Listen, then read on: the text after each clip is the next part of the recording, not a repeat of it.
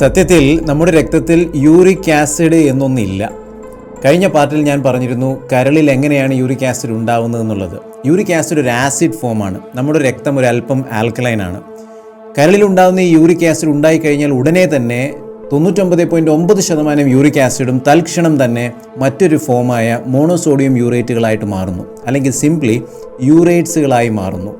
ഒരു നിമിഷം പോലും നമ്മുടെ രക്തത്തിൽ യൂറിക് ആസിഡായിട്ട് അത് നിലകൊള്ളുന്നതേയില്ല. അതുകൊണ്ട് ഇനി മുതൽ യൂറിക് ആസിഡ് അല്ല, യൂറേറ്റ്സ് നമുക്ക് വേണമെങ്കിൽ പറയാം.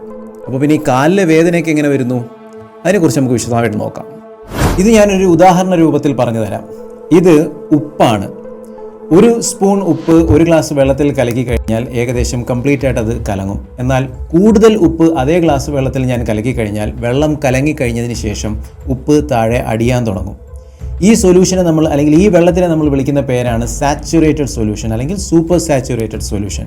അതുപോലെ തന്നെ തിളച്ച വെള്ളത്തിൽ ഞാൻ ഉപ്പിട്ട് കഴിഞ്ഞാൽ എനിക്ക് ഒരുപാട് ഉപ്പിനെ അലിയിക്കാൻ സാധിക്കും. അതേസമയം തണുത്ത വെള്ളത്തിലാണ് ഞാൻ ഉപ്പ് കലക്കുന്നുണ്ടെങ്കിൽ കുറച്ച് മാത്രം ഉപ്പിനെ എനിക്ക് അലിയിക്കാനായിട്ട് സാധിക്കുകയുള്ളൂ.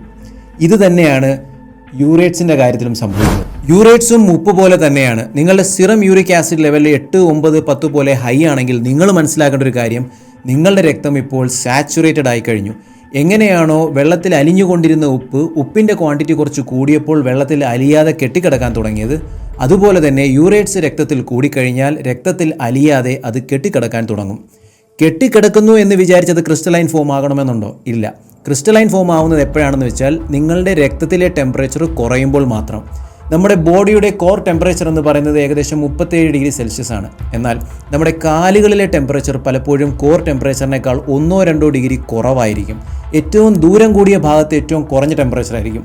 കാലിലെ തള്ളവിരലിലാണ് ഏറ്റവും ദൂരം കൂടിയ ഭാഗം.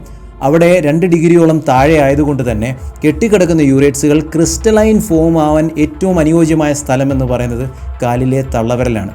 അതുകൊണ്ടാണ് ഈ യൂറേറ്റ്സുകളുടെ അളവ് കൂടുമ്പോൾ തള്ളവിരലിൽ വേദന വരുന്നത്. നിങ്ങൾക്ക് സിറം യൂറിക് ആസിഡ് ലെവൽ വളരെ കൂടുതലായിരിക്കാം. നിങ്ങൾക്ക് യാതൊരുവിധ ലക്ഷണങ്ങൾ ചിലപ്പോൾ ഉണ്ടായെന്ന് വരില്ല, സിംറ്റമാറ്റിക് ആയിരിക്കാം. എന്നിരുന്നാലും ഭാവിയിൽ അത് പ്രശ്നമുണ്ടാക്കും. അങ്ങനെയാണെങ്കിൽ നിങ്ങൾ ശ്രദ്ധിക്കേണ്ട 2 പ്രധാനപ്പെട്ട കാര്യങ്ങളും ഇതുതന്നെയാണ്. രക്തം സാച്ചുറേറ്റ് ആവാതെ നോക്കുക, യൂറേറ്റ്സുകൾ കാലിൽ ക്രിസ്റ്റലൈൻ ഫോമിൽ ആകാതെ നോക്കുക. രക്തം സാച്ചുറേറ്റഡ് ആകാതിരിക്കുക എന്ന് പറയുന്നത് വളരെയധികം വെള്ളം കുടിച്ചാൽ സാച്ചുറേഷൻ നമുക്കൊരു പരിധിവരെ കുറയ്ക്കാൻ സാധിക്കും. രണ്ടാമത്തത്, യൂറേറ്റ്സുകൾ കാലിൽ ക്രിസ്റ്റലൈൻ ഫോമിൽ ആകാതിരിക്കണമെങ്കിൽ കാലിലെ ടെമ്പറേച്ചർ കുറയാതെ നോക്കുക. ഏറ്റവും നല്ല കാര്യം എന്ന് പറയുന്നത് നിങ്ങൾ വീട്ടിൻ്റെ അകത്ത് ചെരുപ്പ് ധരിക്കുക. അതുപോലെ തന്നെ വെള്ളത്തിൽ നിന്നുകൊണ്ട് ഒരുപാട് നേരം ജോലി ചെയ്യേണ്ട ആളുകളാണെങ്കിൽ റബ്ബർ ഷൂസ് ധരിക്കുക. ഉറങ്ങാൻ നേരം സോക്സ് ധരിക്കുക. തണുത്ത പ്രദേശങ്ങളിലാണെന്നുണ്ടെങ്കിൽ എപ്പോഴും ഷൂസ് ധരിക്കുക. ഇതൊരു ശീലമാക്കാൻ ശ്രമിക്കുക. ഈ പറഞ്ഞത് യൂറിക് ആസിഡിൻ്റെ ചികിത്സയൊന്നുമല്ല. എന്നിരുന്നാലും കൂടിയ യൂറിക് ആസിഡ് നമ്മുടെ കാലിൻ്റെ സന്ധികളെ ബുദ്ധിമുട്ടിലാക്കാതിരിക്കാൻ ഒരു പരിധിവരെ ഇത് സഹായിക്കും. കൂടുതൽ യൂറിക് ആസിഡിൻ്റെ കാര്യങ്ങളുമായിട്ട് നമുക്ക് അടുത്ത വീഡിയോയിൽ കാണാം.